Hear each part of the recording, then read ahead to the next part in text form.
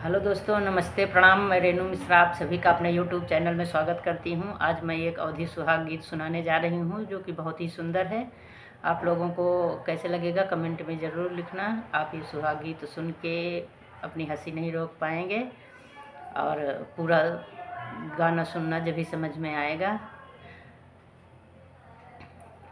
डिब्बा भर के आगर सागर थाली भर सोहाग जी, आधे मड़ये धिया बैठई आधे में दामाद जी, आधे मड़ये धिया बैठई आधे में दामाद जी। ऊंचे चौतरा बैठे बेटी के बाबा जी, बैठी के देथे कुमारी के दान जी, बैठी के कराथे कुमारी के दान जी।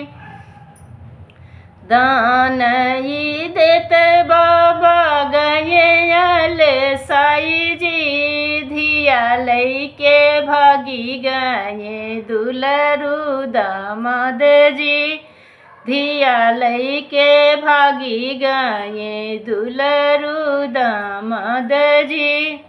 हेरत हेरत गए कहवा की गलिया जी, केहू हमर धिया देखै दुलरू दामाद जी, केहू हमारी धिया देखे दुलरू दामाद जी।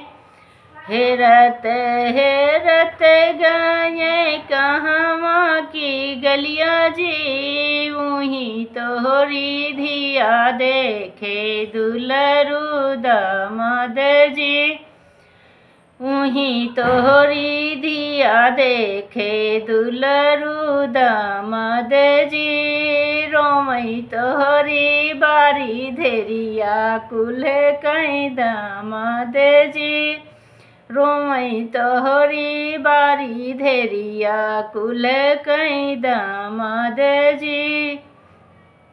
डिब्बा भर के आगर सागर थाली भर सोहाग जी, आधे मड़ये धिया बैठई आधे में दामाद जी, आधे मड़ये धिया बैठई आधे में दामाद जी।